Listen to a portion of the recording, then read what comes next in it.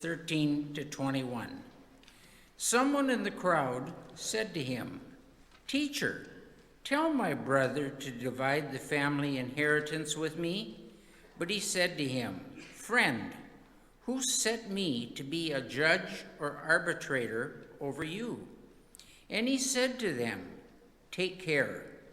Be on your guard against all kinds of greed, for one's life does not consist in the abundance of possessions." Then he told them a parable. The land of a rich man produced abundantly.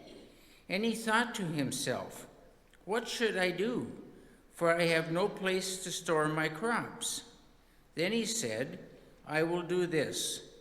I will pull down my barns and build larger ones, and there I will store all my grain and my goods. And I will say to my soul, 'Soul, you have ample goods laid up for many years. Relax, eat, drink, be merry.' But God said to him, 'You fool! This very night your life is being demanded of you. And the things you have prepared, whose will they be?' So it is with those who store up treasures for themselves, but are not rich towards God." The word of God for the people of God.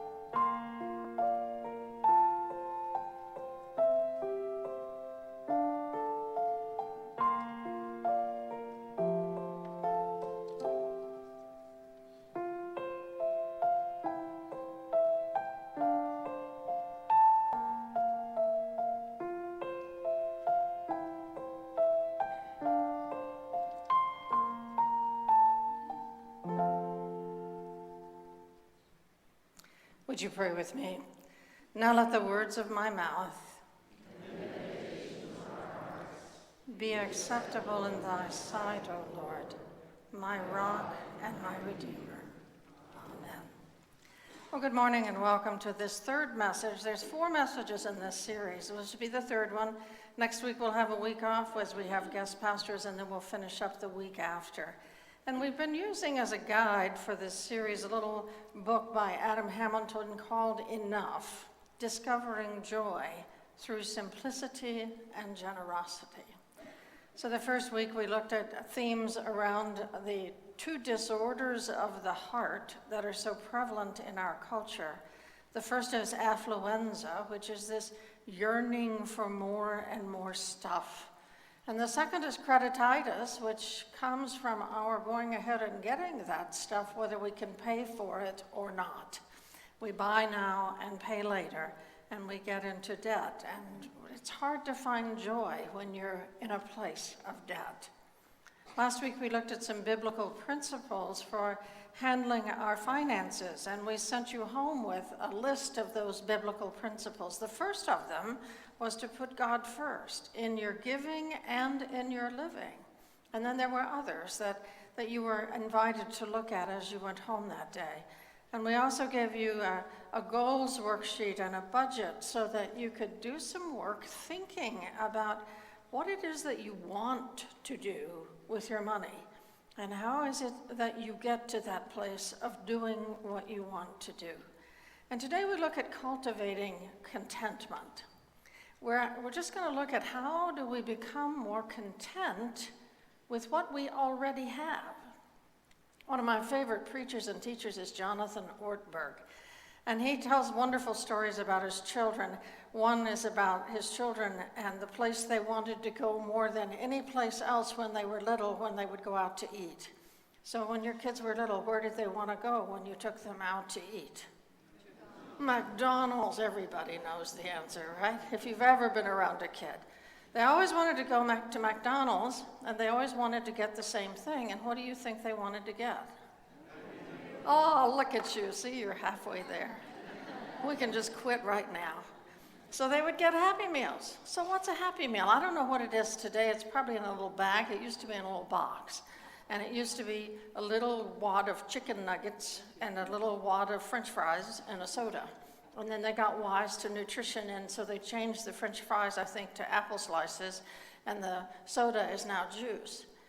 And that's the food part, and that's not what's important to kids at all, is it? What's important to the kids? It's that little thing, that little trinket that's in there. Cheesiest, cheapest thing you ever saw in your life, probably not worth a nickel, and that's what the Happy Meal is all about. You know, the marketeers have done their work on our kids. It's not just a meal, it's a meal of great joy. It's a happy meal. Now, Jonathan Ortberg didn't think that his kids should buy those because he thought they were a ripoff, and they kind of are. And so he was always trying to talk them out of it. And he would say to them, I'll buy you any food that you want, and then we'll go to the dollar store and get you any trinket that you want under $5, and you'll be happier. And the kids would say, no, we want a Happy Meal. In fact, one day they were in McDonald's when they started this conversation, and the kids began to chant, we want a Happy Meal, we want a Happy Meal.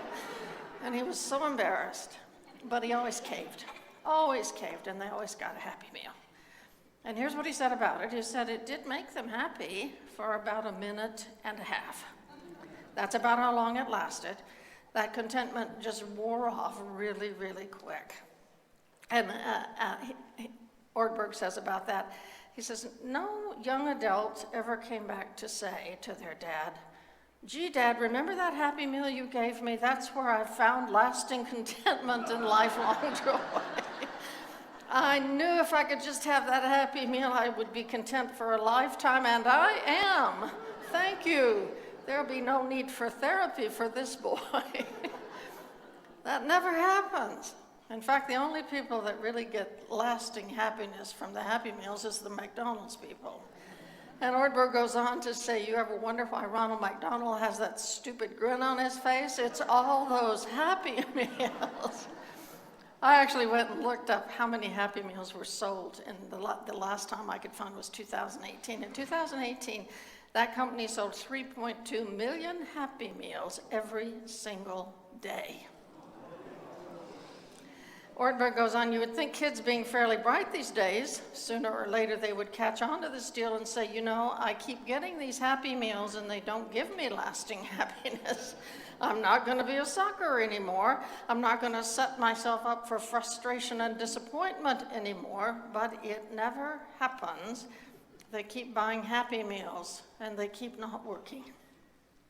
The pastor who, I found this story in a preaching resource by James Harnish, who's one of my favorite preachers. And he concluded this telling of this story by saying the truth about human beings is that as we grow up, we don't get any smarter. Our Happy Meals just keep getting more expensive. But the world assures us that happiness is just one Happy Meal away. And isn't it the truth? We believe the world. Even faithful Christians often believe the world. If we just got that second house in Sun City West, and so we didn't have to try to find a rental every year, if we just had that house, life would be so much better. If we just bought that 85-inch television, then we could see it so much better and the games would be so much more fun. Wouldn't that be wonderful? If we just got that super duper nifty little golf cart, then I could go this way and you could go that way. It would be so good. Life would be so much easier. We would be so much happier. Our Happy Meals are a little different. In our best moments, we may remember those words of Jesus, take care, be on your guard against all kinds of greed, for one's life does not consist in the abundance of possessions. We can remember that sometimes, But when you're walking around Best Buy and they have all those televisions on the wall and they're playing stuff and that, oh, it is so high definition, oh my gosh, it's hard to remember. And when you stop in for open houses in these beautiful homes out here, it's hard to remember. Because you see, our hearts are restless.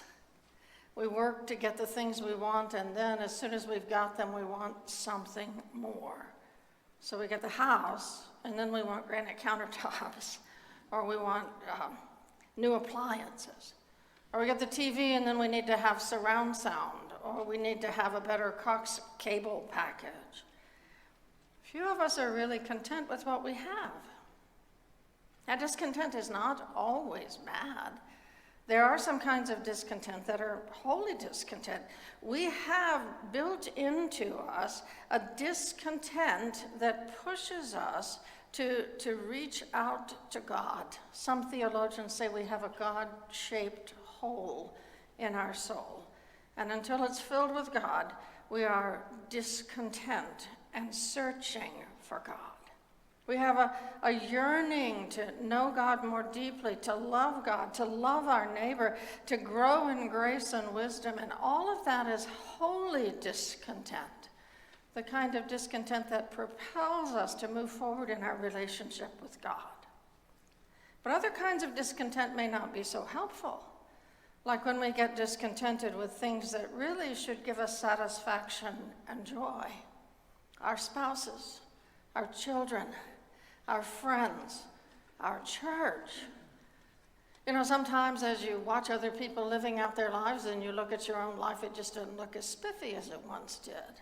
And so you might find yourself saying, well, their kids call them 2 or 3 times a week and send them money and fly them out for Christmas.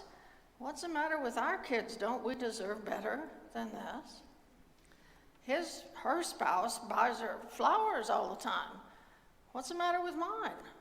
You know, he might say about his wife, you know, my friend's wife, she encourages him to play golf all the time. What's the matter with you? And be thinking those things in our inmost hearts, even if we don't say. Other churches don't make you feel guilty. They do fun stuff, you know?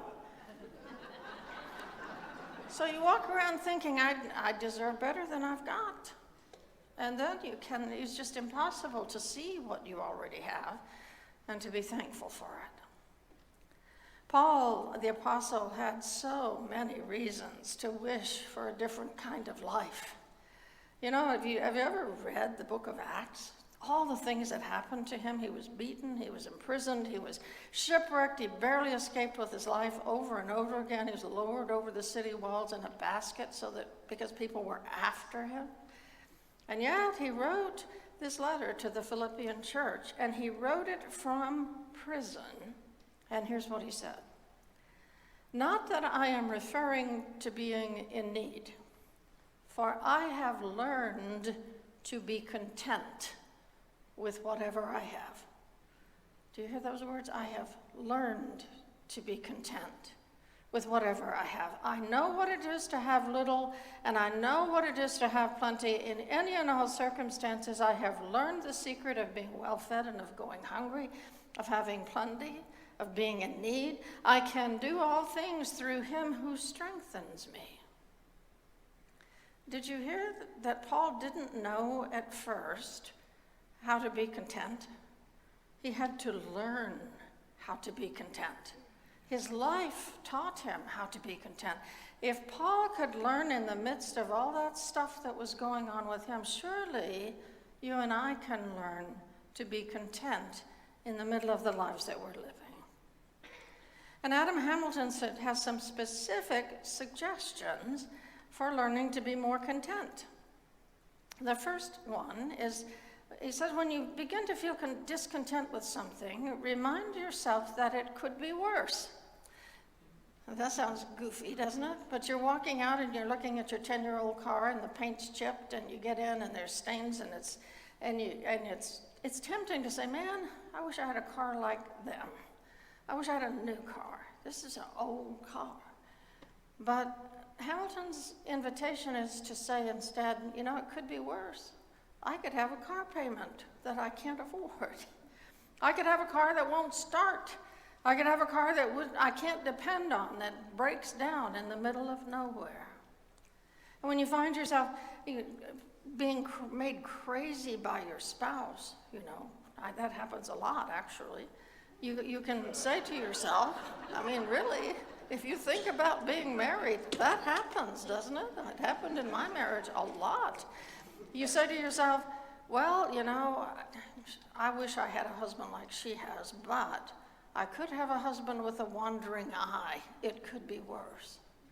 And what happens when you do those things, in the instance of the car, you say to yourself, it could be worse, then you say, well, thank you, God, that I have a car that I can use, and that I don't have a car payment. And with a spouse, you say to yourself, thank you, God, that I have a faithful man, that you've given me someone who's faithful to our marriage. Thank you. And if it's the other way around and you're looking at your wife and you're thinking, I wish I could do better than this, which probably happens sometimes, then say to yourself, it could be worse. She could be a bad cook. And then you say, I'm so grateful, God, that you gave me a woman that knows how to cook. Do you see how it just flips things around to look at the worst of it? That's the first thing. The second thing is when you're tempted to buy, say to yourself, how long is this going to make me happy? So this house is great big rooms, big old pool in the backyard, pool that's going to have to be maintained, big old mortgage that's going to have to be paid. How long am I going to be happy? Am I still going to be happy at Christmas time when with this mortgage payment I can't go see the kids? How long is it going to make me happy? The third thing is to develop a grateful heart. Paul says in his letter to the Thessalonian church, we should be thankful in all circumstances. So if you're furious, you're supposed to give thanks. And if you're disappointed or lonely, you're supposed to give thanks. No matter what, you give thanks. And you say to yourself, well, that's just not possible. And sometimes it feels so hard. And if you can't start with a thanksgiving to God, start where you can. Open up a conversation with God, even if the only conversation you can have right now is to yell. Have you ever read the Psalms? Do you know how many yelling places there are in there? Oh God, why did you do this to me? Why are you still doing it? When are you going to stop doing this to me? That's how the psalmist started conversations with God, quite often, actually. So you start where you can, if that's what you have to do. How come I have this spouse in this house? I want better, Lord. You need to help me get better. And what happens in the Psalms and what happens in so many prayers, if you'll just start talking to God somewhere in the middle, it's going to shift. You're going to realize who you're talking to, and you're going to realize that it's not as bad as you think. In the Psalms and somewhere in the middle, the tone begins to change, and it says, but you are my God. And by the time you get to the end, on many of them it says, and I will praise and thank you forever. You go and look at those imprecatory psalms. Start where you can, and then try to get to that place of being thankful. Develop a grateful heart. The fourth thing is to say, where does my soul find satisfaction? Now, if you go to the world and say, where can I find satisfaction for my soul? Let's say, go buy something. Luxury will make you happy. Ease will make you happy. Comfort will make you happy. But if you come to the Bible and ask that question, what it's going to say is the only way you are ever going to find satisfaction for your soul is by nestling in the arms of God. True soul satisfaction only comes from God. Now, those 4 practices can help you begin to be more content with your life. Remind yourself it could be worse. Ask the question, how long is this going to make me happy? Develop a grateful heart and ask that question, where does my soul find satisfaction? But Hamilton says we have to go farther, because he says simplicity and contentment are linked hand in glove, and we also have to simplify our lives. And we've provided the keys that he believes are necessary for simplifying your life. They're in your bulletin in these little red framed with blueprint. I'm not going to spend a lot of time on this, but I send it home with you so that you can if you are interested. And he says, just reduce your consumption and live below your means in every way. Before making a purchase, ask, do I really need this? And why do I need it?